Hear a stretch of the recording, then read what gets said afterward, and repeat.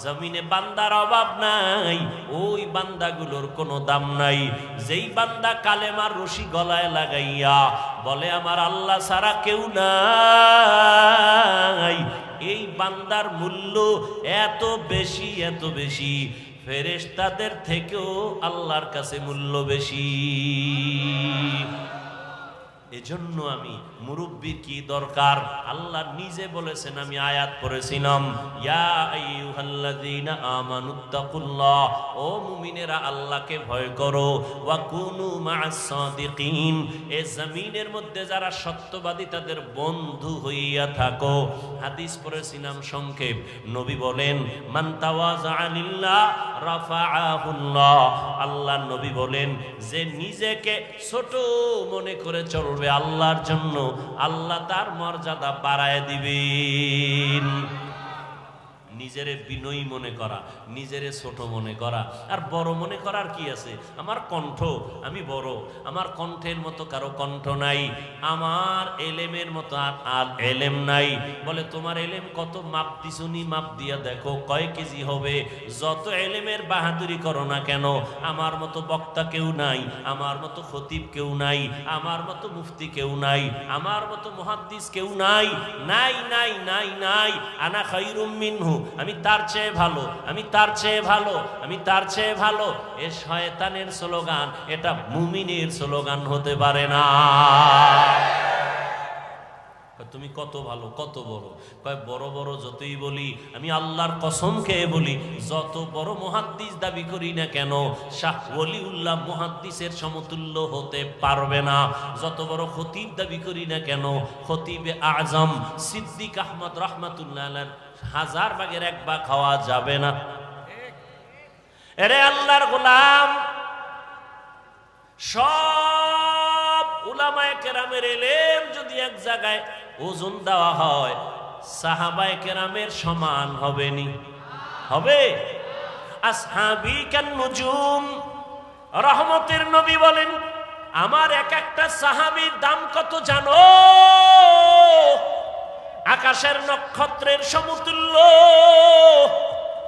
আমি মুহাম্মাদের আদর্শটাও যেমন সুন্নাত, আমার সাহাবাদের আদর্শটাও তেমন সুন্নাত। ও দুনিয়ার উম্মতেরা, আমার সাহাবাদের এত দাম, আল্লাহ নিজে খুশি হইয়া বলেন রাদিয়াল্লাহু আনহুম ওয়া রাদু আন, আমিও তাদের উপরে রাজি, তারাও আমি আল্লাহর উপরে রাজি। সাহাবায়ে কেরামের ইলমের সমান হবে না। সমস্ত সাহাবাদের ইলম যদি এক জায়গায় করা হয়, রহমতের নবীর সাথে কোনো তুলনা। এবার রহমতের নবীর ইলম কত? নবী খুশি হইয়া বলেন উতিতু ইলমাল আউয়ালিনা ওয়াল আখিরিন, আল্লাহ আমাকে আউয়াল আখিরের ইলম দান করেছেন। আদম নবীরে যা দিবেন আল্লাহ সেটাও আমারে দিবেন, মুসা নবীরে যা দিবেন আল্লাহ সেটা আমাকেও দিয়েছেন, ঈসা নবীকে যা দিবেন আমাকেও সেটা দিয়েছেন। এক কথায় সব ইলমের মজমুআ, সব ইলমের সমষ্টি আল্লাহ আমি একা মুহাম্মদের দিয়েছি। সুবহানাল্লাহ। না আসবে কেমনে? ফজর পড়েন নাই, জোহর পড়েন নাই, আসর পড়েন নাই, মাগরিব পড়েন নাই, এশা পড়েন নাই, বিড়ি টেনে ঢুকছেন, সুবহানাল্লাহ আইব কেমনে? আহা, এরে যুবক, কপাল ভালো কিন্তু পুরিয়া ফালাইলি নিজ হাতে। ওই আবু জাহাল 13 বছর আমার নবীকে দেখলো, বয়ান শুনলো, কপাল খারাপ, কালেমা পড়লো না। কে? যেই নবীর একবার দেখলে পেটের ক্ষুধা নিবারণ হয়ে যায়। কেমন মায়ার নবী আমার, যেই নবীর ঘাম থেকে মেশকের ঘেরান পাওয়া যায়। ও গো নবীর উম্মতেরা,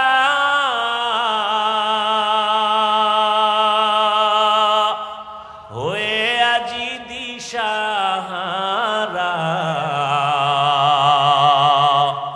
কোরআন হাদিসের চলো যখন যাহা চায় মনে, নবী বিনে কে তরবে ফুলসিরত মিজানে, নবী বিনে কে তরবে ফুলসিরত মিজানে। এরে নবীর আশিক রে যুবক, তোর কপালের উপরে আমার নবীর কেমন মোহাব্বতের আওয়াজ। নবী বলেন, বুড়ারা আমি মুহাম্মদের বিরোধিতা করেছে, যুবকেরা আমার উপকার করেছে। নবীর উপকার করছে কারা? বিরোধিতা করছে কারা? এই মাঠের বুড়ারা নি। ওই সময়ের বুড়া আবু জাহিল্লা নবীর দুশ্মন, আবু লাহাব বুড়া নবীর দুশ্মন, হ্যাঁ, ওতবা বুড়া নবীর দুশ্মন, সাহেবা বুড়া নবীর দুশ্মন, আর যুবকেরা নবী বন্ধু না দুশ্মন? এ যুবক, লিখে রাখ, 2 থেকে 300, 400, 500 টাকাও যদি খরচ করা লাগে, একটা পেস্টুন বানাইয়া রাস্তার মোড়ে মোড়ে টানায় দিবি, কথাটা ভুলে যাবি না রে বাবা। আমার জীবনের একটা প্রিয় দাবি তোদের কাছে রেখে যাই যুবকদের। মদিনার নবী বলেন, যুবক আমার উপকার করেছে 7 বছর থেকে 11, এর মাঝখানে আমার চাচাতো ভাই হযরত আলী আইসা আমার হাতে হাত লাগাইয়া কালেমার পতাকা উড্ডীনের শপথ নিল। 11 বছরের হযরত আলী এতদিন ছিল চাচাতো ভাই, এখন হলো সাহাবী, কিছুদিন পরে হবে জামাতা। কি হবে? রহমতের নবী দোয়া করলেন, আনা দারুল হিকমাহ ওয়া আলীউন বাবুহা, আমি মুহাম্মদ হলাম ইলম ও হিকমতের ঘর, আর এই ইলমের ঘরের দরওয়াজা আমার আলী। সুবহানাল্লাহ বলবেন না? এলমেরা এজাজু করদন বেহিসাব, খলকে রাদা দন জওয়াবে বাসওয়াব, হক নাদারত দোস্তে খলকা জারেরা, নিস্তে ই খসলত একে দিনদারেরা। হযরত আলীর নবী এমন দোয়া দিছেন, আল্লাহ ইলমের ভান্ডার আলীর জন্য খুলে দিছেন। কেমন ভান্ডার আল্লাহ দিছেন আলীরে। হযরত আলী বলেন, যুবক ভালো করে লিখে রাখো, অন্তরে ঢুকাও। হযরত আলী বলেন, মান আল্লামানি হারফান ইনশাআ বাআ ওয়া ইনশাআ আতাকা, আমাকে একটা অক্ষর যিনি শিক্ষা দিয়েছেন সে আমার মাথার মুকুট, তার মূল্য কত? বলে হযরত আলী বলেন, চাইলে আমাকে গোলাম বানাইয়াও রাখতে পারেন, বিক্রিও করে দিতে পারেন। একটা অক্ষর যিনি শিখাইছেন তার এত মূল্য। বুঝনি রে যুবক বাবা, আজকে মেজাজ দেখাও শিক্ষকের সাথে, আছে না নাই?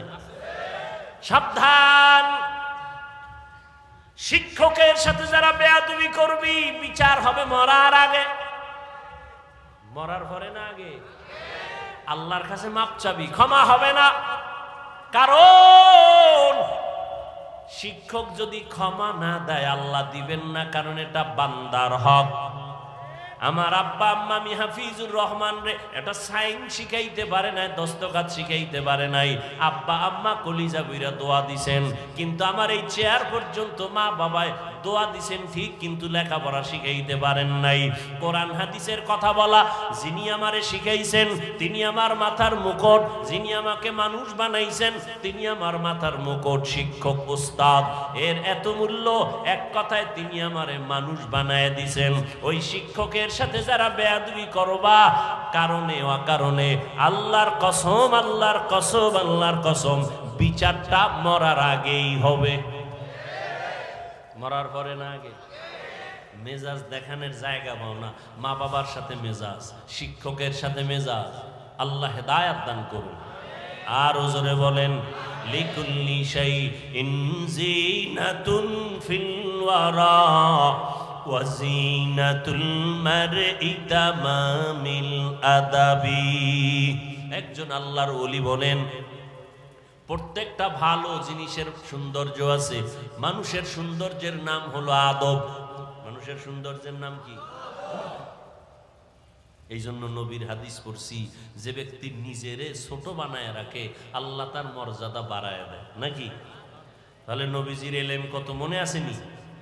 আর আমি কথা বলেন না কেন? নবী বলেন, আমাকে আউয়াল আখিরের এলেম দান করেছেন। আল্লাহ কয়, ও নবী আপনি এত খুশি, অনেক পেয়ে গেছেন। হ্যাঁ, অনেক পেয়ে গেছেন। আউয়ালেরটাও পাইছি, আখেরেরটাও পাইছি, মাঝখানেরটা পাই নাই, পাইছি। সব পেয়ে গেছেন। নবী খুশি না বেজার? আল্লাহ কি কয় জানেননি?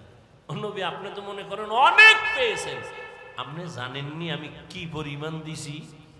মা উতিতুম মিনাল ইলমি ইল্লা কালিলা, আমি ইলমের সাগর থেকে সামান্য একটু ইলম আপনাকে দিয়েছি। নবী কয় সব পাইছি। আল্লাহ কি কয়? আল্লাহর জবাব দেন, এর মোনাজাত দিয়ে দিই। বুঝেন এই কথাগুলো দরকার আছে না নাই? খুব বুঝেন ভালো করে। খালি আমি ভাব, এই ভাব কমান। নবী কয় সব পাইছি, আল্লাহ কি কয়? সামান্য। আমি উদাহরণ এভাবে দেই, আমার পকেটের ভিতরে 1 লক্ষ টাকার একটা বান্ডিল আছে। কত? এটা আমি জানি, আর কেউ? আমাকে একজন এসে বলে, হুজুর আমারে 1000 টাকা দেন, আমি খুব অসহায়, আমি তারে 5000 দিছি। খুশি না বেজার? চাইছে কত? পাইছে কত? খুশির ঠেলায় লাভ দিয়া লঙ্গি সিরিয়ালাইছে। খুশি। এত লাফাও কেন? অনেক পেয়েছি। চাইছো কত? 1। পাইছো কত? 5। তো অনেক পেয়েছি। আমি কই, আমার কাছে যা আছে তুমি পেয়েছো অনেক না, আমার পকেটে যেই পরিমাণ টাকা আছে সেই হিসেবে তোমাকে আমি সামান্য দিয়েছি। এলমেরা এজাজু করদন বেহিসাব, খলকেরা দান জওয়াবে বাসওয়াব। যেই নবীর কোনো তুলনা নাই, জ্ঞানের কোনো তুলনা নাই, ইলমের কোনো তুলনা নাই, তাকওয়ার কোনো তুলনা নাই, ইখলাসের কোনো তুলনা নাই, আমলের কোনো তুলনা নাই, ইহসানের কোনো তুলনা নাই। রহমতের নবী, এতটা আল্লাহ তাকে সম্মান দিলেন, এতটা মর্যাদা দিলেন। সেই নবীও বারবার মুনাজাত করে দোয়া করে, আল্লাহুম্মা জাআলনি ফি আইনি সাগীরা ওয়া ফি আইনিন নাসি কাবীরা। ও দয়ার মালিক, আমাকে তুমি ছোট বানায়া রাখো, আমার নজরে ছোট বানায়া দাও, উম্মতের নজরে মর্যাদা বাড়ায়া দাও। আমি যেন কখনো অহংকার বশত হইয়া বলি না আমি বড়, আমার মতো ইলমওয়ালা কেউ নাই, আমার মতো আমলওয়ালা কেউ নাই, আমার মতো তাকওয়াওয়ালা কেউ নাই, আমার মতো বড় ডিগ্রিদারি কেউ নাই। বলে তুমি যত বাহাদুরি করো না কেন, সাহাবাদের সমান হতে পারবা না, মুজাদ্দিদ আলফে সানির সমান হতে পারবা না। যত বড় তুমি দাবি করো না কেন, ও আল্লাহর বান্দা খাজা মুঈনুদ্দিন চিশতি আজমিরির মতো হতে পারবা না, ও আল্লাহর বান্দা কাসেম নানতবির মতো হতে পারবা না, রশিদ আহমদ গাঙ্গুহির মতো হতে পারবা না। সব একদিকে ফালাও, শাহ ওলিউল্লাহ মুহাদ্দিসের মতো হওয়া যাবে না। এইভাবে যাইতে যাইতে সাহাবাদের তুলনা হবে না, সাহাবাদের তুলনা নবীর সাথে হবে না। নবী যা পাইছেন আমার আল্লাহ বলেন সামান্য দিলাম। অতএব নিজেকে বড় মনে করা বন্ধ করে দাও। বলো আমি যা জানি কিছুই না, অজানা অনেক কিছু বাকি। নিজেকে যদি বড় বানাতে চাও হে মুমিন, বড়দের কদমে নিজেকে করে দাও বিলীন। मिटा दो अपना हस्ती को अगर कुछ मर्तबा चाहो, के दाना खाक में मिलकर गोले गुलजार होता है। এরে আল্লাহর বান্দারা, ফেরাউন মনে করেছিল আনা রব্বুকুমুল আলা, আমি শুধু খোদা না বড় খোদা। পানির মধ্যে যখন সুবানি খাইছে তখন কয় আমি আসলেই হুদা। কিয়ের খোদা? নমরুদ মনে করেছিল আমি সব থেকে বড়। মশা যখন ঢুকছে পায়ের জুতা সান কপালে লেগে গেছে। ঠিক নি? আহা, ঘটনা কখন শোনাবো, শুনাইয়েই ফেলে। ওমরে ফারুক রাদিয়াল্লাহু তাআলা আনহু, খেলাফত চলতেছে ওমরে। অর্থ মন্ত্রণালয়ের দায়িত্ব, বাইতুল মালের জিম্মাদার তখন বানায় দিলেন আবু ওবায়দা ইবনুল জাররাহ রাদিয়াল্লাহু তাআলা আনহুকে। তিনি বাইতুল মালের জিম্মাদার। ওমরের খেলাফত চলতেছে, একদিন ঈদ আসছে, ঈদের আগের দিন বিবি সাহেবা বললেন, ও খলিফাতুল মুসলিমিন, বাইতুল মাল থেকে অগ্রিম বেতন নিয়ে আসেন, কেনাকাটা লাগবে, যদি আপনার আমার লাগবে না, সন্তানের লাগবে, টাকা দরকার। ওমর চিঠি লিখলেন, আবু ওবায়দা ইবনুল জাররাহ রাদিয়াল্লাহু আনহুর কাছে চিঠি লিখলেন, আমার অগ্রিম বেতন 1 মাসের দিয়া দাও। আবু ওবায়দা ইবনুল জাররাহ চিঠি পাইয়া কান্না শুরু করলেন। তিনি আবার পাল্টা চিঠি লিখলেন ওমরে ফারুক খলিফাতুল মুসলিমিনের কাছে, খলিফাতুল মুসলিমিন, আপনার বেতনটা আমি অগ্রিম দিব, আমার 2টা প্রশ্নের জবাব আগে দিতে হবে। 1 নাম্বার প্রশ্ন, চিঠি লিখছেন, 1 নাম্বার প্রশ্ন, আগামী মাস আপনি বাঁচবেন কিনা গ্যারান্টি? हर के दारत खौफे हक दर दिल मदाम जन्नतुल मअवा देहत उरा मकाम। আল্লাহর ভয় তাকওয়া, আল্লাহর ভয় তাকওয়া। আবু উবায়দা ইবনুল জাররাহ লিখলেন, অগ্রিম 1 মাসের বেতন যে চাইলেন আমাকে জবাব দেন, আগামী 1 মাস আপনি বাঁচবেন তার গ্যারান্টি আসেনি? কথা বলেন না কেন? বুঝেন আমার কথা, বুঝেন? কয় প্রশ্ন? কয়টা করছে? দ্বিতীয় প্রশ্ন, আপনি খেলাফতে আজকে আছেন, রাষ্ট্র পরিচালনার দায়িত্বে আপনি যে আজকে আছেন, আগামী মাসে জনগণ আপনাকে রাখবেনি? কথা বুঝেন? আপনি যখন ক্ষমতায় বসে আছেন, আগামী মাস পর্যন্ত ক্ষমতায় ভাবলি আপনারে রাখবেনি না হেলিকপ্টারে ভাড়ায় দিবে?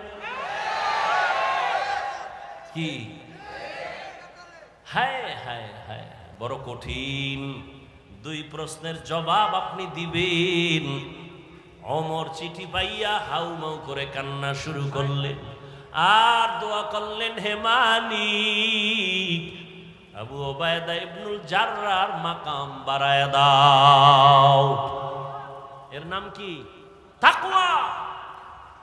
এত বয়ান, এত বয়ান, এত বয়ান, এত বয়ান, তাবলীগওয়ালাদের বয়ান, পীর সাহেবদের বয়ান। ও যুবক, ভালো করে মনে রাখি, ওরে যুবক, লাইনে বেলাইনে তো কম দৌড়াইলি না রে বাবা, রং বেরঙের ঘোড়া দৌড়াইলি জীবনে। যত বন্ধু বান্ধব পাইছো শুনিয়ালা ওই কথা যেটা লিখতে কইছি, মনে আসেনি? রাস্তার মোড়ে মোড়ে টানাবি। একটা যুবক যদি টানাইতে পারো, সেজদায় যাইয়া তোর জন্য কলিজা বইরা ভোর রাত্রে দোয়া করুন। আর কথাটা আমি কসম খাইয়া বলবো যে এত গ্যারান্টি কথা, 3 বার কসম খাবো, ওয়াল্লাহি বিল্লাহি তাল্লাহি, আল্লাহর কসম 1 বার, আল্লাহর কসম 2 বার, আল্লাহর কসম 3 বার। এবার কথাটা বলতেছি, জীবনে বহু বন্ধু পাইছো, বান্ধবী পাইছো, 3 বার কসম খেয়ে বললাম, এই সব বন্ধু বান্ধবী, নেতা নেত্রী সব হলো ধান্দাবাজ, সব হলো স্বার্থপর। আল্লাহর কসম, তোর মৃত্যু পর্যন্ত একমাত্র, শুধুমাত্র, কেবলমাত্র ভেজাল মুক্ত, নিঃস্বার্থ তোর কলিজার আপন বন্ধু হলো উলামায়ে আহলে হক। এটা লিখে টানায় দিবি। দুনিয়ার সব বন্ধু ধান্দাবাজ, স্বার্থপর, একুরেট পিওর বন্ধু নিঃস্বার্থ উলামায়ে কেরাম, লিখে টানায় দিবি। এবার তুই বুঝতে হইব যে আসলে এটা কেমনে। এবার বুঝেরই অভাব। কিসের অভাব? আমি বুঝছি টুপির মধ্যে বরকত, জীবন যাবে টুপি ফালাবো না, তোরে পাও দইরা বুঝাইতেছি তুই বোঝো না, এই জন্য তুই টুপি মাথায় দিতে চাও না। আমি টুপি মাথায় না দিলে লজ্জা লাগে, তোমার টুপি দিতে লজ্জা লাগে। বুঝ আমি দাড়ি কাটতে লজ্জা পাই, তুমি দাড়ি রাখতে লজ্জা পাও। তাবলিগলারা পাও ধরে দাড়ি রাখো, পীর সাহেবরা পাও ধরে দাড়ি রাখো, ওলামায়ে কেরাম পাও ধরে দাড়ি রাখো, দাড়ি লম্বা করো। জুমার খতিব বলে দাড়িটা লম্বা করো। বুঝ নাই, বুঝ হয় না। আমি দাড়ি কাটতে চাই না, তুমি রাখতে চাও না। আমি মসজিদে ঢুকতে আরাম, না ঢুকলে লজ্জা। তোমার মসজিদে ঢুকতে লজ্জা। আমি পর্দা করতে না করলে লজ্জা লাগে, তোমার পর্দা করতে লজ্জা লাগে। অথচ তুমি মুসলমান, আমিও মুসলমান। তোমার আমার আল্লাহ নাকি আলাদা? তোমার আমার নবী, তোমার আমার ধর্ম, তোমার আমার কালেমা, তোমার আমার কোরআন, তোমার আমার কাবা আলাদা? দুনিয়াতে আসছি সিস্টেমও নাকি কামরাঙ্গীর চরের মানুষগুলো লঙ্গি পরে আসছেন? বিদায়বেলা কাফনের সংখ্যা হবে 1। আমি বক্তার জন্য 3 কাফন, আপনি শ্রোতার জন্য 3 কাফন। আমার সম্মানে কেউ একটা কাফন বাড়াইয়াও দিবে না। আপনি গরিব রিক্সা ড্রাইভার মরে গেলে একটা কাফন কেউ কমাইয়াও দিবে না। আমারও 3 কাফন, আপনারও 3 কাফন। মহিলাদের হবে 5 কাফন, কালার হবে আলাদা। হুজুরদের কাফনের কালার একরকম, আপনাদের কাফনের কালার আর এক রকম। হ্যাঁ, তাহলে কাফন হবে সব এক, কিন্তু উপরে লেখা থাকবে বড় হুজুরের লাশ। হ্যাঁ, তাহলে আজকে আমি বড় হুজুর, আমি বক্তা, আপনি শ্রোতা, কত ভাব। আপনি ডাক্তার, আমি রোগী, কত ভাব। যত ভাব দেখাও রে মুমিন, সাদা কাফনে যেদিন প্যাকেট হবি সব ভাব বন্ধ হয়ে যাবে।